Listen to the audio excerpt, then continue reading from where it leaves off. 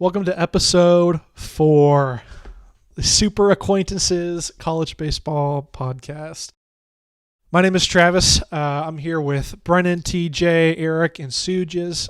Benji might be joining us later. We're not quite sure. We'll keep an eye out for him. If this is your first episode you're listening to, thanks for tuning in. Just so you guys know, our website has everything if you're looking for our fantasy aspect, where we post all of our fantasy results for college baseball, you can find it there.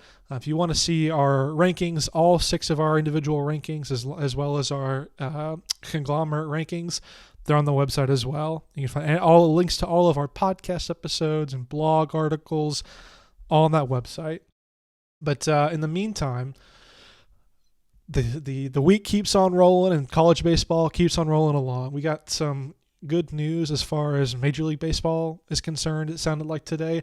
But to be honest, we started this podcast because of the Major League Baseball lockout. At least that was one of the big reasons why. And now, I don't know about you guys. I have to be honest. I was not as excited as I thought I would be, just because I'm not at all, honestly. College baseball, we're all big baseball people and follow the Major League Baseball pretty closely. But in following college baseball more closely the last few weeks, college baseball really is amazing. It has something to offer everyone. People are generally more passionate about college sports, and now, our group taking a deeper dive and being more invested in some of the teams has really been rewarding. And, if you're tuning in or if you've heard any of the previous episodes, like I said, we're glad you're joining us, and hope to share, this passion with you as we move along here. So without further ado, in our college fantasy league, we're going to be taking you guys through the next 3 matchups for this weekend. And as we do that, we're going to have all of our owners break down what their teams have done this week, as well as what they're looking forward to this weekend. The first matchup we're looking at is Eric. Eric, you're sitting at 2-1 now, right, after that impressive comeback victory against Brennan? All because of Baylor. Yeah, that's right. So those those results are on the website, but Eric went down bad in the first day of that matchup, and then staged a pretty impressive comeback that was capped off by Baylor's defeat of LSU by 3 runs. So Eric is 2-1, coming off a really great victory. He's taking on Suges, who now did you get your first victory? Dub. Yeah, he just got his first win because NC State. That's right. Yes. Lost the series. State took Jarvis down with them. So, Eric, you want to run us through what your teams did this week and what their matchup or weekend matchups are looking like? Yeah. So we're gonna start with good old Tennessee here. They were able to squeak out a 1-run win against James Madison, 9-8. That's what I'm talking about. Pretty much only getting production from their 3 main guys: Jared Dickey, Trey Lipscomb, and Jarrell Ortega, who I seem to talk about every single week. They combined for going 8 for 13, and Trey Lipscomb himself drew 3 walks alone. They did use 6 different pitchers on Monday in that 1-run win. Tuesday came in, much more impressive of a showing from a high-ranking team like Tennessee, won 10-2, with even more contribution from the entire lineup. Pretty much everybody got a hit. Evan Russell was the big story out of that one, going 3 for 4. In Game 2, they struck out 14 guys. Will Mabry accounted for 8 of those by himself in 5 innings. Rolling into the weekend, they're hosting Rhode Island. And I don't know much about Rhode Island, but I'm kind of expecting another Iona weekend out of Tennessee this week. Somebody beat the crap out of Rhode Island last week, I think it was. I can't remember who it was. But, rolling into Virginia, one of the few unbeatens left. I have 3 unbeaten teams on my roster here. They put George Washington away pretty easily, 10-2. Jake Geloff just continues his struggles trying to find his stroke at the plate, going 0 for 2 with a walk. Love that, man. Griff O'Farrell led the team this week in that game, going 3 for 5 with an RBI. Ethan Anderson with his 2 of their home runs in his third of the season. Virginia used 7 different pitchers in the last 5 innings, bringing in a different pitcher for every single one of those last 5 innings. Jesus. And this going into the weekend, they have their first big test against a top opponent. We're playing Duke in a 3-game series this weekend. I would love to see them stay undefeated, but since this is like the first major team they're playing, I think it'll be a big test for them, and I think they'll probably end up dropping one of those. I think Duke will take the Saturday game in a close one. Then Virginia wins Friday, Sunday. Then going down to Texas, we got Baylor. Pulled out a win over Abilene Christian, taking the lead in the top of the 8th off a 3-run home run by Kason Newman, who was pinch hitting, who went 1-for-1 with a 3-run homer that game. No real offensive standouts outside of that. Just like in the Virginia game, used 7 different pitchers, most of them only getting 1 inning of work. Longest arm in that game was Brett Garcia with 3 innings and 4 strikeouts. And they're hosting Columbia this week. And I think if they can put up a lot of runs and really beat the crap out of Columbia, I think Baylor's making a statement for maybe being top 23, 24, 25 teams. Then rolling out farther west, we got Arizona, handled New Mexico 12-5.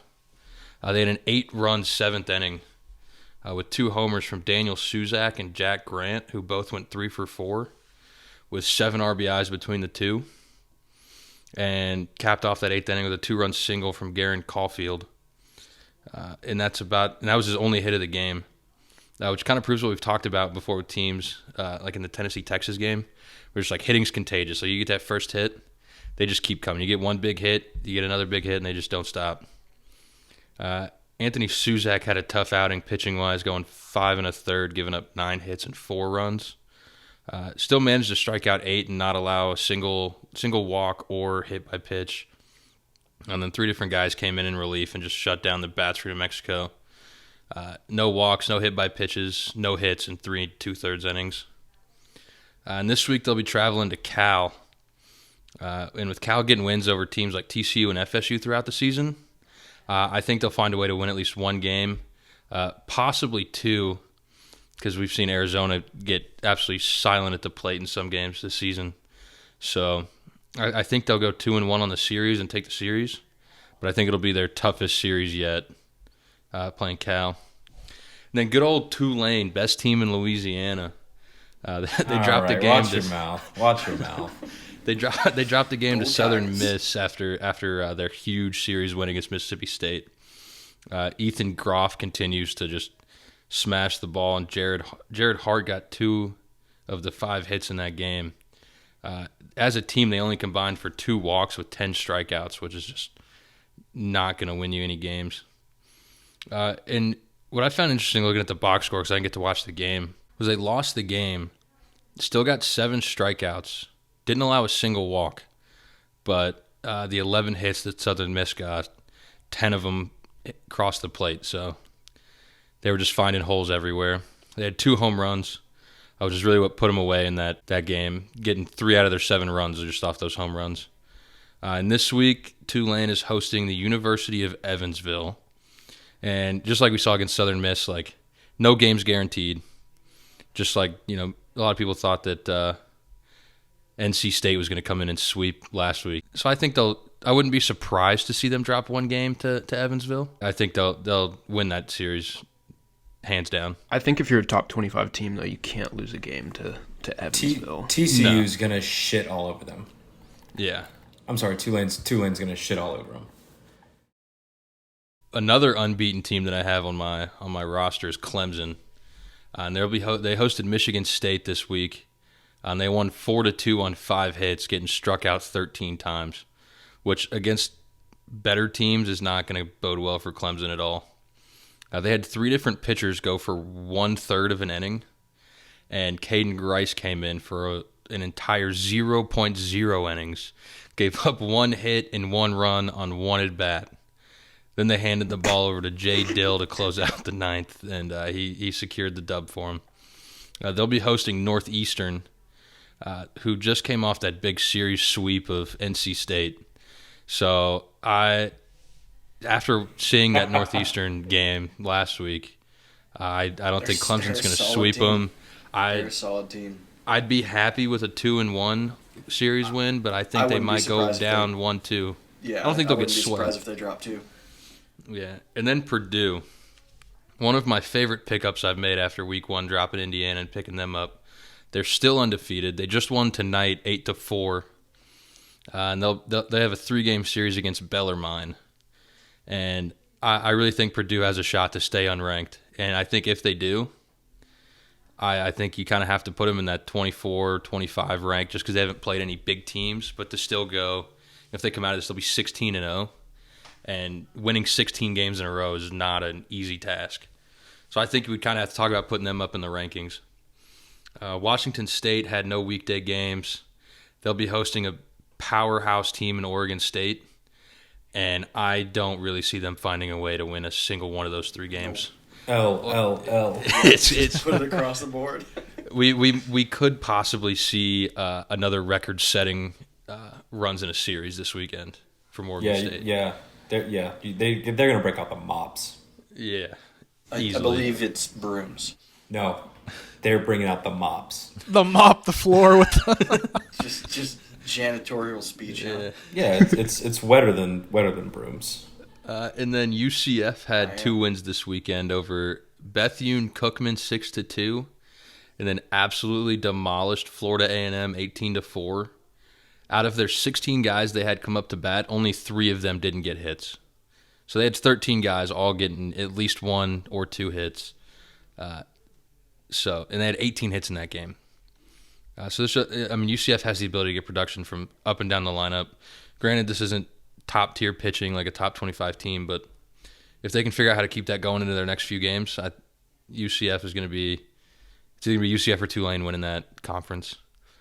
Hey now, ECU could come back. Mustache March might be enough, but I guess we'll find out at the end of March. And then my last team, Kansas State, gets another win after I bashed them last week over Nebraska 6-4, and then this week they're playing Central Connecticut for 3 days. Honestly, I have 0 expectations for this game in this series. Probably going to watch a couple innings just to see what's changed between my last week of saying I don't know why Kansas State even has a baseball team, and now they're starting to win. So that's my rundown of all my teams. Yeah, I think my only thoughts on those, definitely Virginia, they're pretty high in some of our rankings.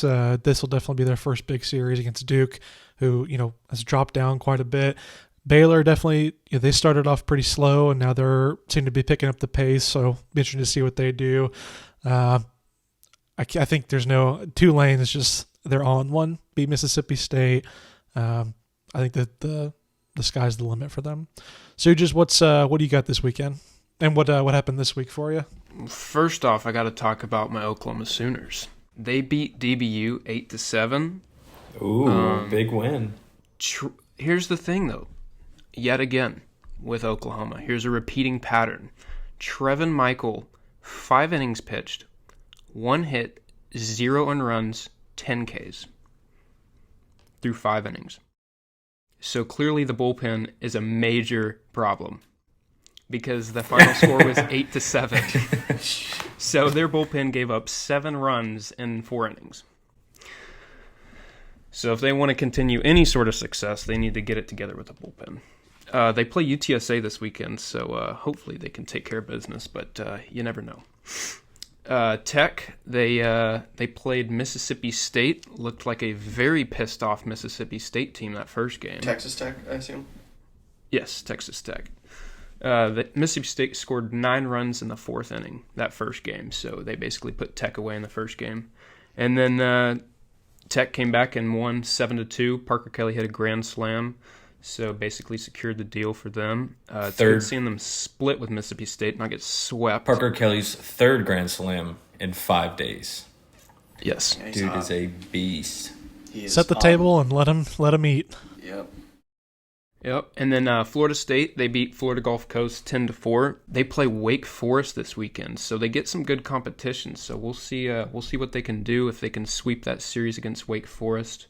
And make them look like a pretender. You got Ole Miss. They played Alcorn State, beat the absolute shit out of them, 16-1. You guys saw that play, obviously, where the guy stole 3 bases. That's just bad. What's his last name? His name is Peyton Chatanier. Chatanier. Probably not. Very unique last name.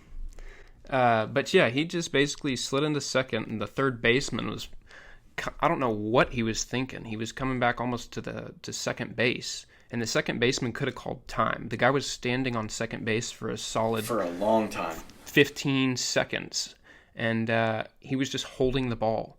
And so the guy, he saw a clear path to third, went there. The catcher ran with his 200-pound catcher's gear all the way to third base, dove, fell down. Then you got home plate open. So Alcorn State, man, I don't know. It's very Javi Baez. Can't expect anything less, though. UCLA, they beat Cal State Fullerton 5-4 on Tuesday. They play USC this weekend, so that should be a very good matchup. I'm anxious to see what UCLA can do against them.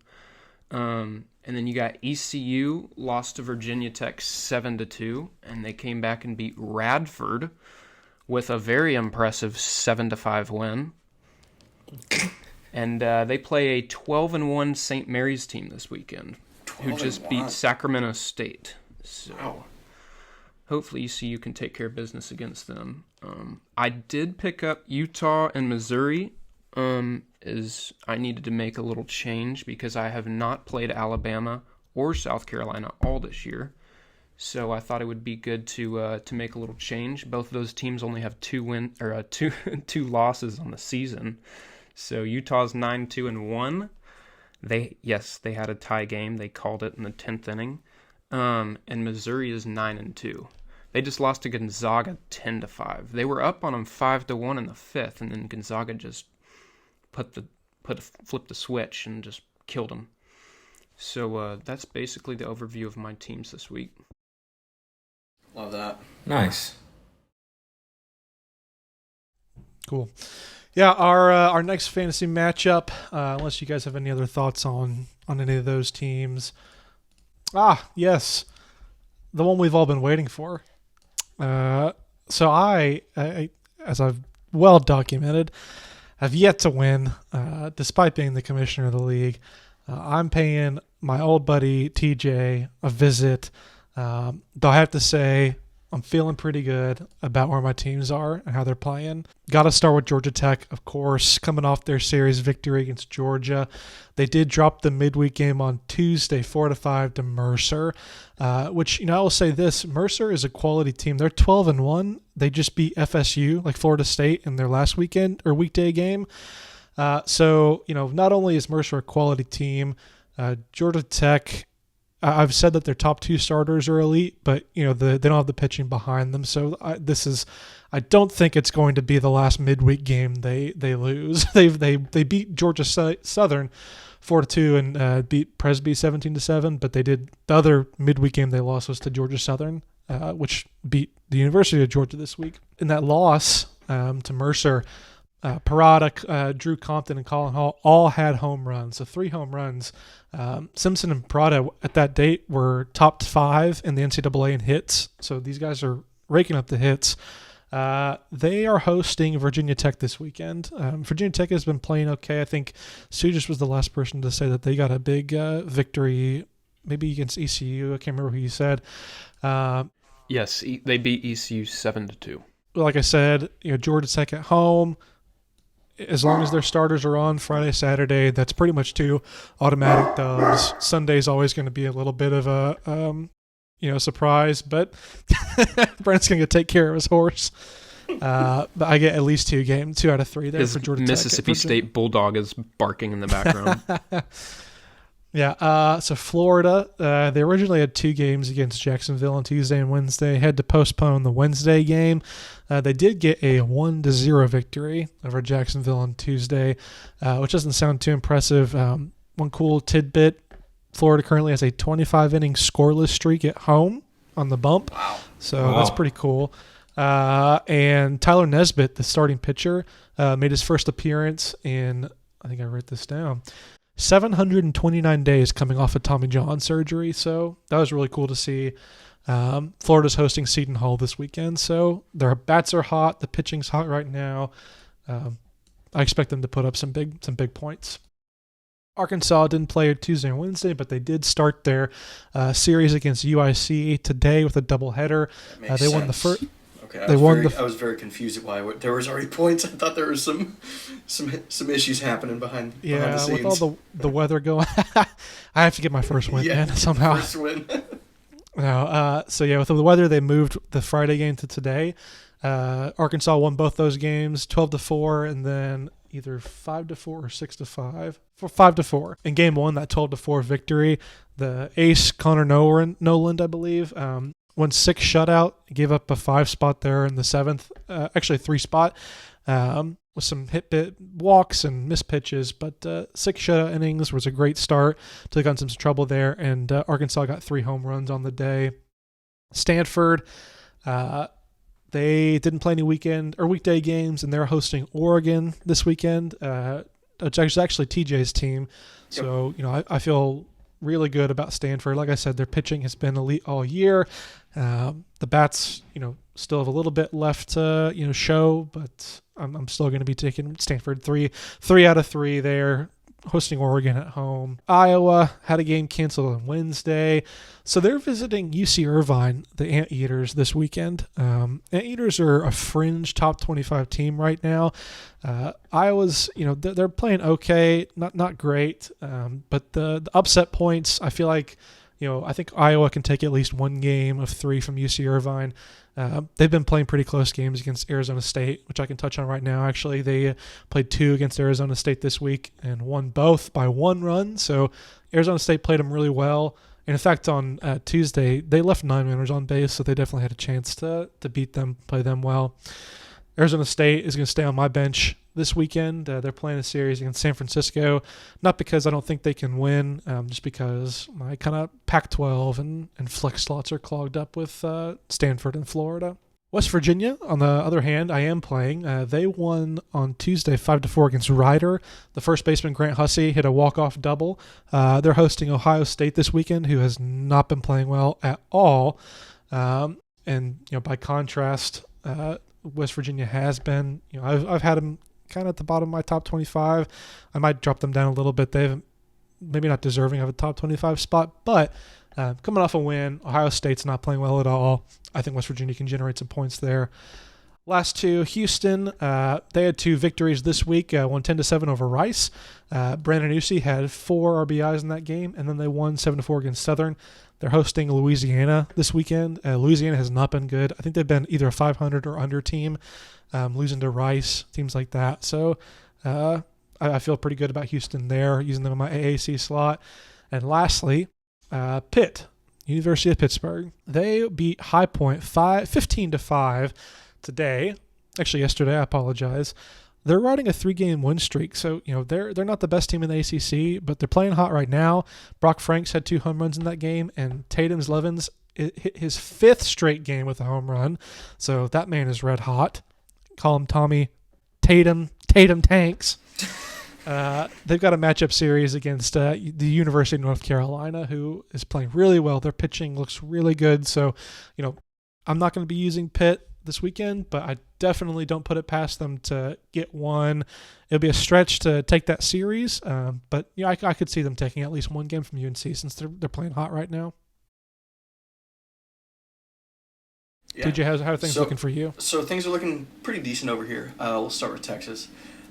Tuesday they went down to San Marcos against Texas State. Some of the hottest baseball of the year in those 2 games. Yeah, it was both games were, pretty close. First game we took on Tuesday 9-8. Trey Faltini went 2 for 3 with a home run and a walk, 3 RBIs and 2 runs. So he's consistently staying hot. The Hispanic Titanic Ivan Melendez hit a massive 3-run bomb to give the Horns the final lead of the night in the 5th. Pitching is just, other than our 1-2 punch from Tristan and Pete, I think pitching's a little weak. You saw that their Sunday starter went down for the year to TJ. Yeah, I did see that. So hopefully, hopefully we can find someone to replace him. Wednesday we dropped 4-6 to Texas State. Just good. An ass load of base running mistakes from what I saw. People getting caught stealing cotton rundowns, just making horrible plays. To be fair, this was like Texas State's championship. Well, yeah, of I the mean, year. yeah, which is fine. They wanted to beat the piss out of them. Yep. Trey Faltini went 0 for 4 with 3 strikeouts. So hopefully that is his only slump. 16 total pitches were used in that game, and 8 were used by Texas. So this weekend we're running into South Carolina. I just need these guys to bounce back. I'm going to need ace material from Pete and Tristan.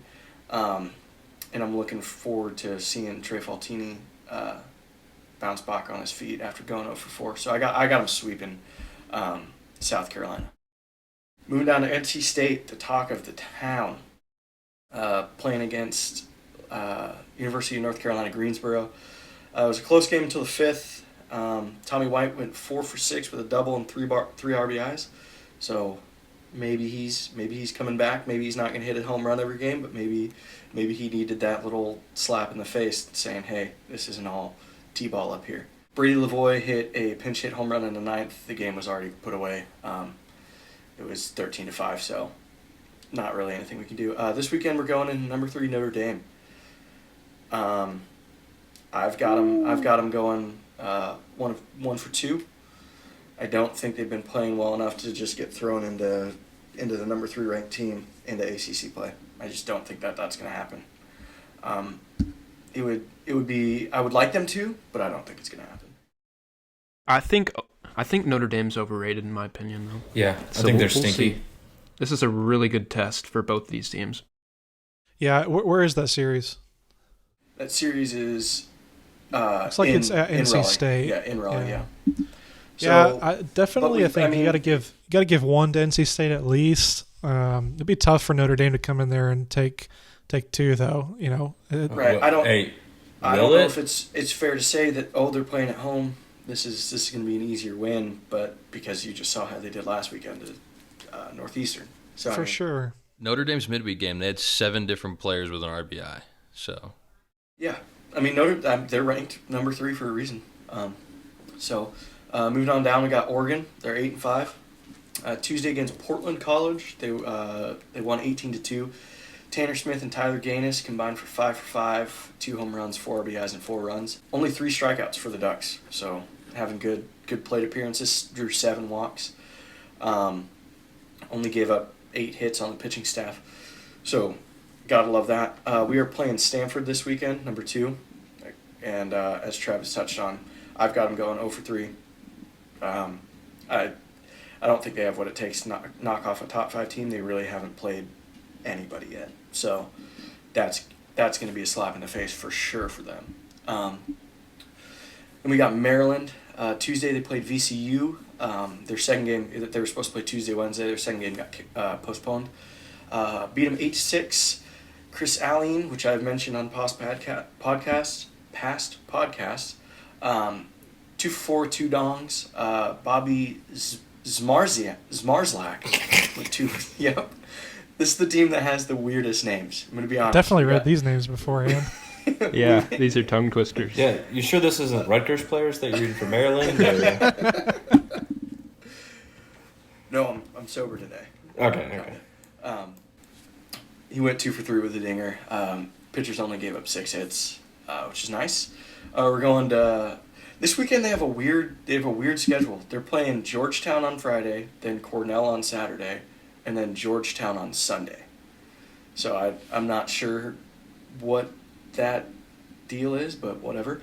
I've got them going 3-0, taking a sweep. For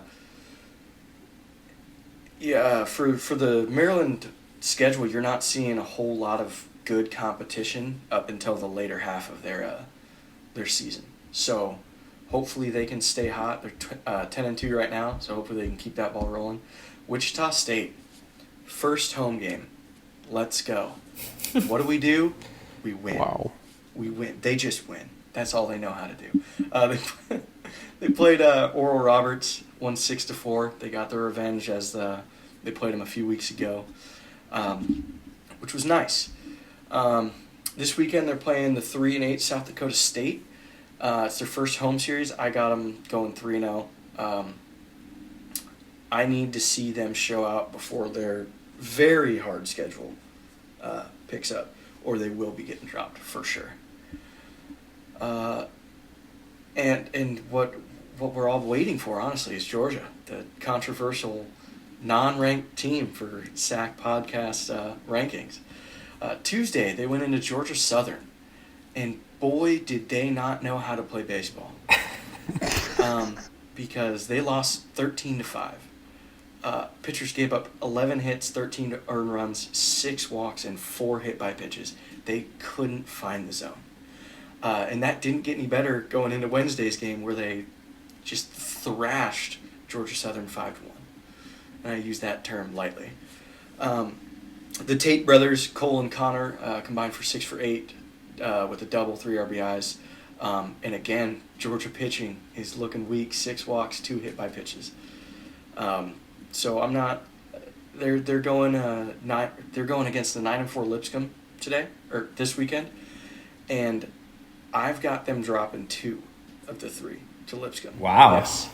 Lipscomb's on a 5-game win streak. They look solid this year. Their only major loss was to Pitt. Early season, they lost 16-0, but they came back the next day and gave them a fight, 5-6. And Georgia's just been wishy-washy with the run production, and then combined with that lack of pitching. So I hope they can prove me wrong. We got Rutgers. They're 10-1 on a 7-game win streak. Danny DiGiorgio, which I can't say for sure, but I'm pretty sure he has mob ties, just off the name. Went 3 for 3 with 2 ding-dongs, a double, 5 RBIs. That's just solid production from the Italian stallion, as I'm going to dub him. He has ties to the Griswold family, Senior Papa Giorgio. Could very well. I may go to a game, see what I can find out about the guy. This weekend, they're traveling to Hawaii. I'm thinking they're going to go 2-1. I think they're going to drop 1 solely off of the travel. I don't know when they did the travel, but that's a huge time difference going from the East Coast all the way out to Hawaii. So, I wonder how they pick teams that get to go to Hawaii, because obviously, like, Hawaii, they pretty much have to host every game, because, like, if they traveled every week, they'd have, like, 1 day at home a week. They wouldn't even get sleep. So, I don't know, their like, sleep schedule would be so off. Because, like, Vanderbilt was one of the teams that got to go play Hawaii. And I was like, okay, that makes sense. Like, they're always college baseball powerhouse. But, like, Rutgers, how'd they get to – who'd they have to pay to schedule a Hawaii series? I don't know. They're 10-1. 7-game win streak, so let's see if they can keep hot. Texas A&M, 8-4. We visited Tarleton, which, again, has been noted on past podcasts. They're just a college that has a baseball team. And we didn't put anything to them. There was no notable offense. We only had 5 hits. Pitchers gave up 7 hits, 14 strikeouts, 7 of which were from Curtis Christian. Gave up no walks. Love that. This weekend we're playing the 8-4 Santa Clara. I've got them either going 2-1 or 1-2. They look decent, and I don't think A&M has been playing up to their caliber since they just dropped 2 of 3 at the Frisco Classic. Yeah, Santa Clara just beat Cal too, 6-9. Yep. So I'm gonna note something for back on the Hawaii topic really quick. I just went on the Hawaii Athletics baseball schedule, and their overall is 4-8. Okay, and they included the win February 5th against the alumni game. They won 19-0 against the alumni team. There's got to be an asterisk or something. They included the win in the standings as 4-8 instead of 3-8. Nice. That's got to be something. Got to be something about that again. So I've never seen that before. That is just hilarious. Putting up. It's all about the recruiting. Stats. Yeah, it's about the recruiting. It's all about the recruiting. We won 4 games against 80-year-old men. Then we roll down to my Pac-12. We got USC. They didn't have a midweek. They're rocking 9-2. This weekend, we're playing an interstate game against UCLA, as Travis noted. Contrary to what my picks are in fantasy, I have them going 1-2. I'm playing UCLA USC all 3 games. because I don't want the throttling that I think Stanford is going to put on Oregon. I don't want that. I want to play Travis as closely as possible. I'm not giving him a freebie this week. Playing it smart. Exactly. Nice. So because USC hasn't played anyone yet, and UCLA is coming off big wins against OU, Texas, and Cal State Fullerton. So I hope to be again proved wrong, but I don't see that happening.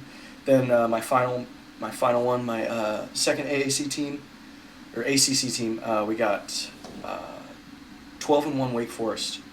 Wednesday they went down to George Mason, put a throttling on them, 14-2.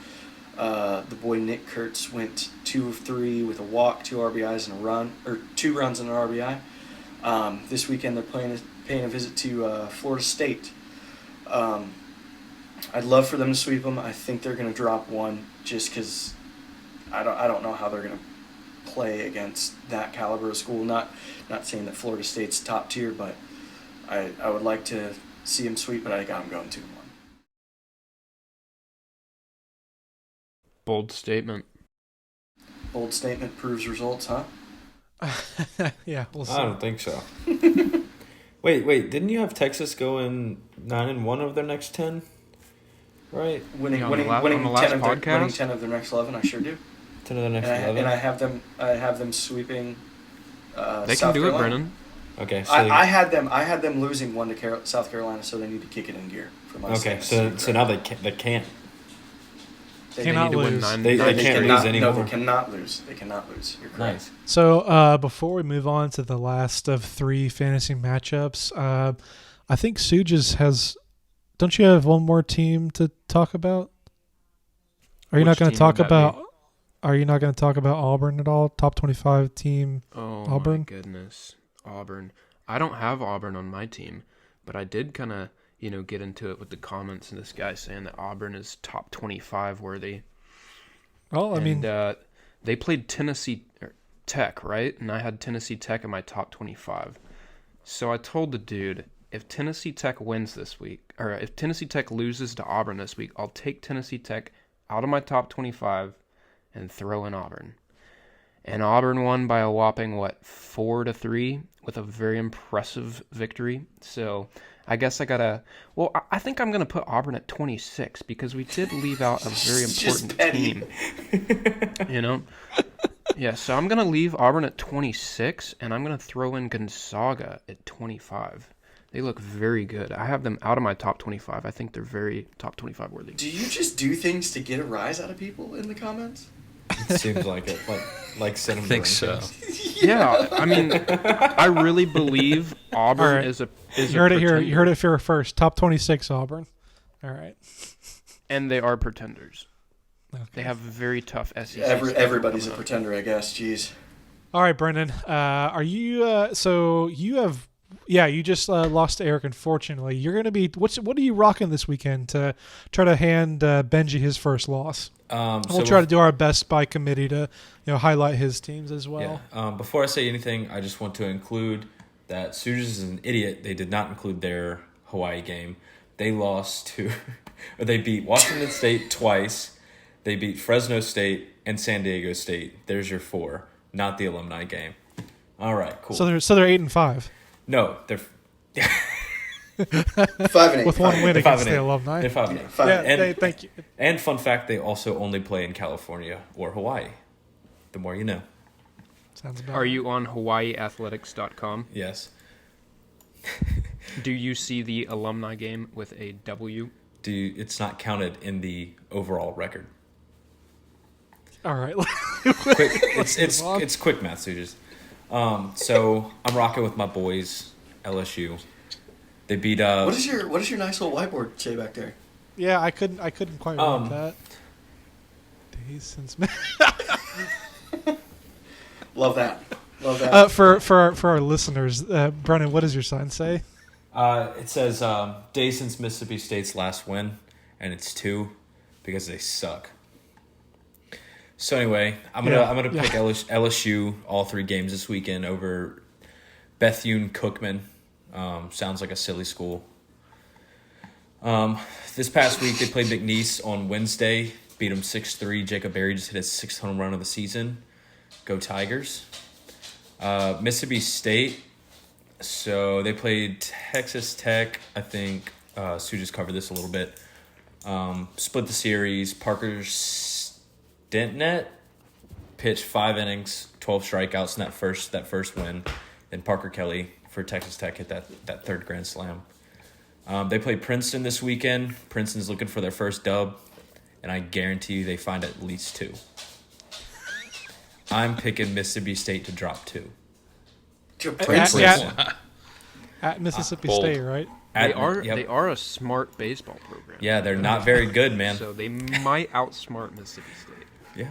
And then I got Kentucky playing High Point University. Obviously going to pick them all 3 games. High Point's awful. They played Murray State 1-9-1, and then they lost to Ohio University 8-9 this week. Nebraska played Kansas State. They lost 4-6. They had 2 errors to lead to a 5-run 4th inning for Kansas State. And then their Long Beach series this weekend was canceled, but obviously I was going to pick Nebraska over Long Beach. Literal dirtbags. They ruined my season and then sucked huge cock the rest of the season. I hate them. Not good at baseball anymore. And then, so I got... They had 2 good games, and then that was all they had. I had Louisville against TCU this week. They right fielder threw out the tying run in the 8th at the home plate, so it was pretty electric, pretty cool. Jared Poland pitched 6 innings, 7 strikeouts, and then the bullpen almost blew the game, much like OU, right? Yeah, very similar with those Big 12 teams. This week they played Michigan in a 3-game series. Michigan lost to OU, so obviously I'm going to take Louisville 3-0. Cincinnati played Indiana on Tuesday. Didn't LSU almost lose to OU? No. They lost 0-7. They combined with 14 strikeouts, and they only got 2 hits. Against OU? No, against Indiana. So the first inning, Cincinnati's pitcher walked in a run, wild pitch, scored a run, walked in 2 more runs, and then an error let him score another run. One inning pitch. Were you pitching that game? No, a third of an inning pitched, 5 earned runs for this poor guy. Jeez, dude. They play in the first pitch invitational against Michigan State, Kansas, and Western Carolina. I think I have them dropping to Michigan State. I'm still going to play them, though. TCU lost to Louisville. Obviously, they play Army in a 3-game series this week. I have TCU beating Army all 3. Illinois. TCU needs a bounce-back series, man. Yeah, I think they're going to take it out on them little military boys. They deserve it anyways. I got Illinois, who's probably the worst team in college baseball. They lost to Eastern Illinois 2-4. It says right here, nothing going on. My team's blow. They're playing Western Kentucky in a 3-game series this weekend. It also says 0-3 this weekend for sure. Cal lost to Santa Clara 6-9. They play that big Arizona game or series this weekend. I think they're going to go 1-2 like Eric predicted, but I really think they have a chance at winning 2. And then I had Miami. They beat FIU 12-5. They had 9 runs in the 7th. Julian Gonzalez and Angel Turbicio combined for 0.0 innings pitched and 8 earned runs in the 7th. You're awful. Get good. Miami plays Tutorial Boston. and menu. Yeah, jeez. GG. They play Boston College in a 3-game this weekend. I got Miami winning all 3 of those. Boston College isn't a bad school. I wouldn't say that. Yeah, and back to you. We can quickly touch on most of Benji's teams. Luckily, I think they're all playing pretty simple series. We've covered the Notre Dame NC State series. I think as a group, we've agreed that it's not going to be a sweep, but we'll see which team is able to pull that one out in Raleigh. Michigan, Louisville. Brennan's picking Louisville to sweep that one. I think I would have to agree with that. Michigan doesn't have a strong program right now. Oklahoma State is hosting BYU. That first game is actually going on right now, Overrated. yeah, I think Oklahoma State's for sure overrated. They got beat pretty bad by Gonzaga in their midweek game.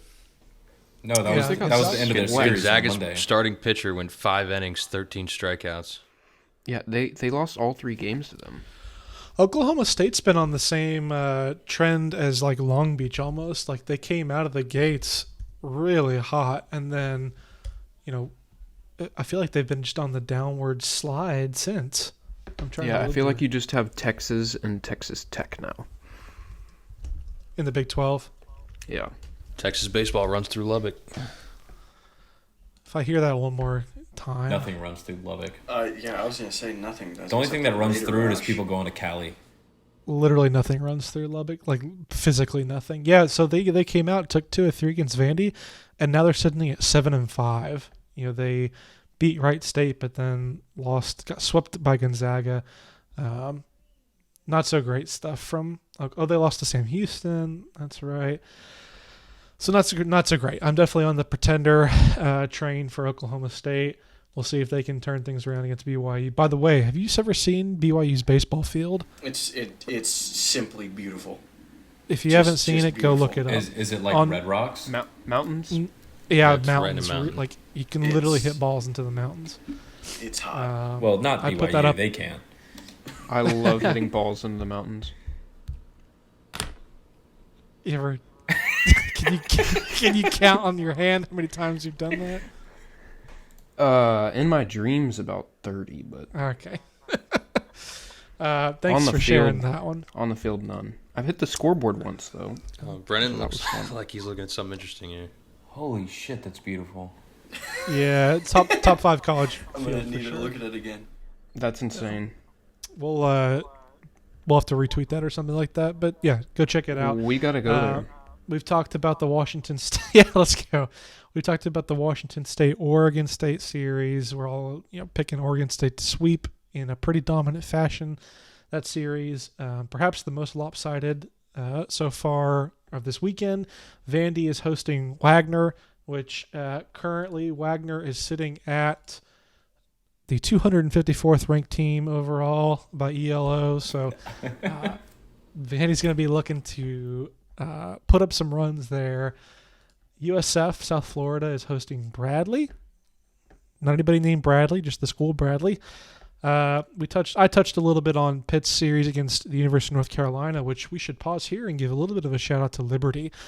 Liberty went into Chapel Hill and shut the Tar Heels out to the tune of a 1-0 victory. That was a great game to watch. They have the home run leader in the NCAA on their team as well. On 10 Liberty. home runs. Yep. Yes. Right? Yeah. Derek Orndorff. What a name. But And so no, he's not from Lord of the Rings. And you have to give Liberty credit because I checked the box score for that game.